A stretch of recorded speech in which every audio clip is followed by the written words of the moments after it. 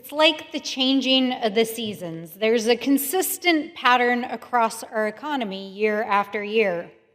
Democrats rescue and build an economy that empowers workers, that invests in American-made jobs, that invests in our infrastructure and our people, just as we did in passing the largest bills in generations over the last several Congresses. The bipartisan infrastructure bill, the CHIPS and Science Act, and the Inflation Reduction Act, which not only invested millions of dollars in communities all across the United States, but created countless jobs and opportunities for our people. But just like that, a president like the current president comes in, just as he has done twice, and drives up the deficit, borrows against our children's futures, and takes American taxpayer dollars to give billionaires permanent tax credits. Unemployment rises, families fall behind, and the damage is done, and then we're called upon to pick up the pieces once again, put people back to work, and restore stability to our economy. And if you're wondering what season we're in now, all you have to do is take a look at the headlines. Grocery inflation, the highest since 2022 as Trump tariffs pile on. Or this one, poor Americans are hit hardest as tariffs fuel price rises. Mr. Speaker, it's a cold winter for families across America under Trump's America, under his failing economic plan and tariffs that are not even legal, and which this House of Representatives under the GOP voted yesterday in a rule on language to abrogate their constitutional authority to rein him in. I watched them flip the votes on the floor as you gave away our constitutional authority to hurt American workers. Long-term unemployment is reaching heights we haven't even seen since the beginning of the pandemic. Grocery prices are more expensive than they've ever been. Inflation is forcing Americans to live on credit cards. Housing is so expensive that young people can't even move into their own homes, and people can't access the most basic health care in this country right now. That is Trump's economy. And as we take stock of where this economy stands today, I think it's pretty damn clear why Donald Trump went bankrupt 6 times. 6 times. Because he's literally bankrupting this country and the hard-working people that are its backbone. And the livelihoods of our communities are on the line, not poker chips in one of his Atlantic City casinos. These are farmers, ranchers, working people, families whose lives hang in the balance.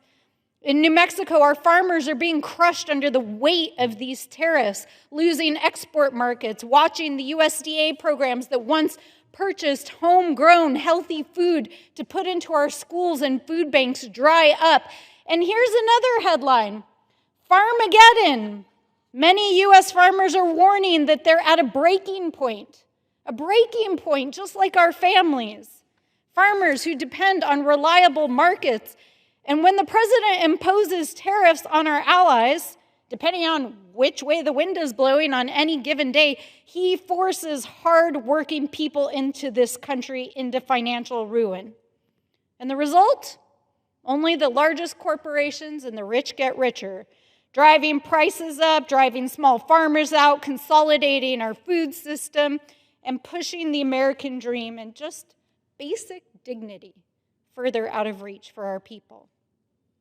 And for me, this is personal, Mr. Speaker, because I grew up in a working family where people in my family worked multiple jobs and still struggled to get by, where we didn't have access to health care, where we didn't always have access to reliable housing.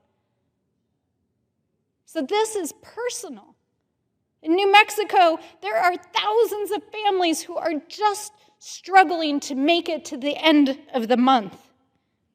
But I want to say that despite the darkness, New Mexico is leading the way and showing what it looks like to lead with integrity and invest in an economy that will make it possible for families to thrive. In fact, in just a couple of weeks, on October 1st, our state legislature will convene in the wake of your disastrous big ugly bill, which will gut healthcare and food assistance programs to actually shore up the programs that will save and support thousands of lives in our state. They'll invest in food and healthcare programs, fix the public broadcasting funding that you blew a hole through when you passed the rescissions package. But perhaps the most consequential legislation and policies that New Mexico has announced in the last several weeks is that we are now officially the first state in the nation ever in the history of this country to guarantee universal free childcare. That is going to put over $12,500 back into the pockets of every working family in New Mexico. That's real money. That's money for putting a roof over your head. That's money for putting food on the table. That's money to go back to school. That is what it looks like when you invest in working families. In addition to that, New Mexico is the only state in the nation that guarantees free college. Whether you want to go to trade school or get a higher education degree in graduate school, in New Mexico, you're going to do it without debt. Because we understand that the future of our country and our economy and our communities depends on investing in people, not taking away the vital programs that support them. And every day, I'm working on behalf of our communities to invest in early childhood education, entrepreneur programs, bringing millions of dollars home for infrastructure and for youth programs and for health care and behavioral health and clinics back in New Mexico, because we know that that's how you deliver for real working people. So, Mr. Speaker, the seasons may change, but we know this cycle is going to go on. And families in New Mexico and across the nation are going to continue to pay the price for your billion-dollar tax breaks. And Americans literally cannot afford this economy. They can't afford this administration or the GOP's leadership here in this House. And so that is why we are here to speak up, speak out, and to fight back and to stop the damaging programs that are eviscerating our economy and harming our communities. And we know the season will change, and we know we will come back and invest in hardworking American families. But until then, we call upon our states and tribal and local leaders to do what you can and know that we are here in the fight for real Americans.